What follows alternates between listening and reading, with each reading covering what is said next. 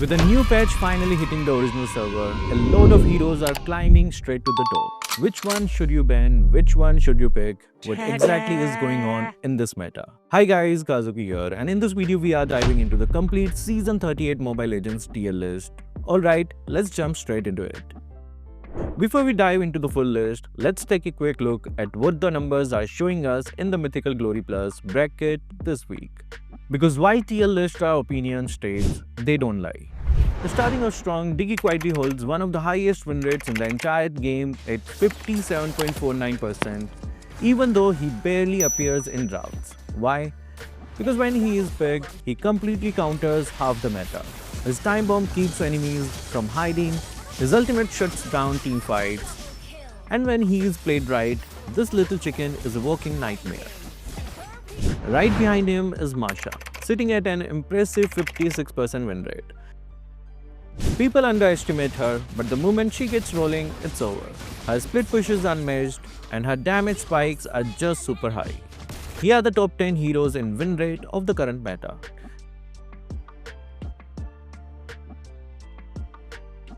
Now let's talk about Angela, who's once again banned to extinction with a 78% ban rate. Players just don't want to deal with her anymore. She links up with anyone, Fanny, Joy or Thamus, and suddenly that hero becomes immortal. The second hero with the highest ban rate is Vices. However, I think this won't last much longer as he was nerfed recently. Here are the top 10 heroes with the highest ban rate of the current meta. As for popularity, in the first place we have Granger. Well, he is consistently good, and in higher ranks, if you can abuse someone from 10 km away, why won't you do it? And in the second place, we have Lancelot. Well, of course, he is too good. He has infinite dashes and high damage. So, of course, he has an extremely high pick rate. And finally, we have top 10 heroes with the highest pick rate.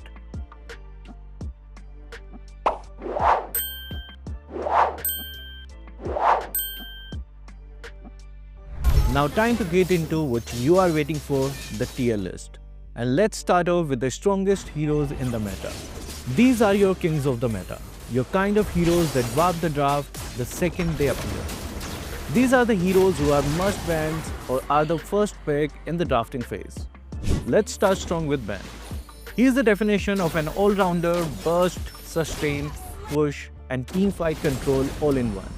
His ultimate trade objectives, his second skill split melts squishies, and his sustain keeps him in every fight longer than expected. Transitioning to the golden boy Lancelot is still one of the smoothest assassins in the game, and easily one of the most rewarding. His burst combo can delete anyone in seconds, and his mobility keeps him untouchable. Even after adjustments, Lancelot still rules the mid to high ranks, and if you give him a small lead, he will make your entire team look like a target practice. Next up, Aemon. If Lancelot is sharp and fleshy, Aemon is quiet and cruel. He thrives in the shadows, setting up fights and deleting carries before anyone realizes what happened. This season's short cooldown and flexible builds have made him terrifying again. He doesn't fight you heads on, he hunts you. Sliding right after that, we have Alice. The Queen of Sustain is revamped and back on her throne. She's unkillable, her late game presence turns every fight into her playground. She has a load of damage based on her HP and the sustain is impressive. Next, let's talk about Growth. The Stone Titan, the Wall Master, the early game bully. He's in every single pro draft for a reason, his flexibility.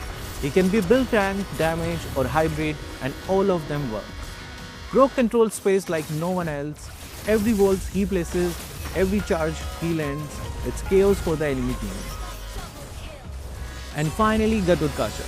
He is not just tanky anymore, he hits like a truck. Ever since the roaming update, he has been an awesome pick to play as a roamer. Not only can he farm gold much faster, but he also has the ability to take and return the damage he receives. His crowd control is amazing and the ultimate, it has so much utility. You can use it right before an objective is taken to scare the enemy, use it to escape or even travel large distances. You can also use it to block enemies if you put it to good use You can do so much more than just jump on enemies to CC them. But what if your favorite picks aren't quite this broken? Don't worry, the S tier still packs serious firepower. Now these heroes might not be completely broken, but they are great heroes. Either your first pick or second pick if left open. Starting off with Ruby till the Queen of Control. Her CC chains, lifesteal and tankiness makes her impossible to deal with in close combat. Or moreover, she in the gold lane is a complete menace to the opposite laner. Yi Shen continues to be a dominant jungler. His map-wide ultimate gives constant pressure, his poke is annoying, and once he builds up his items, his crits deletes health bars instantly. He is not the SS tier hero anymore after the patch, but that doesn't mean he is bad. Hilda is still one of the best early game invaders. She's fast, she's tanky, and she bullies enemies junglers without fear. If you don't track her early, she will ruin your rotations before it even starts. Angela keeps a top tier spot as well. She's the ultimate enabler, one lick and your bruiser becomes unstoppable. She can save, engage or stall out a fight, and her healing output is just ridiculous. Then we have Thamus, the walking inferno. His sustained DPS, high regen and armor shredding makes him one of the scariest EXP laner. Once Thamus gets in range, it's better to run. Eve on the other hand plays a different game. Her zoning and map control are unmatched, one good ultimate and the enemy has no room to breathe or move. Moving to newer stars, Zushin and Obsidia have quickly carved out their place in the meta. Zushin's CC and AoE combos are great for team fights, while Obsidia's mobility and scaling makes her a threat in the late game. Assassin like Hayabusa and Fenny remains timeless picks, skill-based, flashy, and capable of hard carrying any match if played well. CC also holds her ground with excellent sustain and the ability to dominate 1v1s all throughout the match. Even though she was nerfed, she's still pretty good. And rounding out this group, we got Farsa, Kimi, Xavier, Yuzong and Glue, heroes that define solid balanced compositions. S tier is where most of your consistent Winrate heroes live, strong, stable and perfectly reliable. Now let's move into the next layer, the versatile lineup that rewards skill but it still needs a bit more to shine. These heroes won't win game automatically, but they are safe picks and they work well with the team composition. Atlas, Tigreal and Akai are your initiation kings, one perfect setup and the whole game flips in seconds. Their ultimates still have some of the highest impact in the entire game. Alucard, Sun and Mincetar are thriving again with hybrid builds. Their sustain and lockdown potential have made them solid picks in side lanes and jungle roles. The mages here, Vexana, Audit, Valir, Lunox and Chang'e each have one job: delete the squishies or CC them to hell. The damage output may not be meta-breaking, but it's reliable every single match. Granger, Brody, Beatrix, and Nathan continue to deliver strong marksman performances. Their early poke and consistent damage makes them great for solo queue and team play alike. We also have Joy, Arlott, Fredrin, and Nolan, bringing heavy mobility and CC that can dictate the pace of team fights. Kalia and Florin are both strong utility options. Their poke and sustain brings a lot of value even without flashy plays. And of course the hidden gems, Kaja, Selena, Harith and Wanwan. They are not overpowered, but one good play, one perfect pick, and it's game over for the enemy carry. A-tier heroes are all about comfort picks. If you know them, you can beat anything above them. But not every hero can keep up. So let's talk about those who have fallen a bit behind. B-tier heroes are still playable, but situational. Saber, Nana, Bruno, Clint, Eudora, and more are here.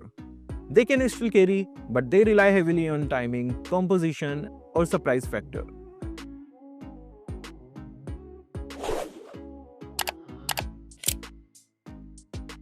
C-tier heroes like Mia, Karina, Rafaela, Natalia, and Cyclops struggle in the current tempo-based meta. They are too dependent on the farm or too easy to counter.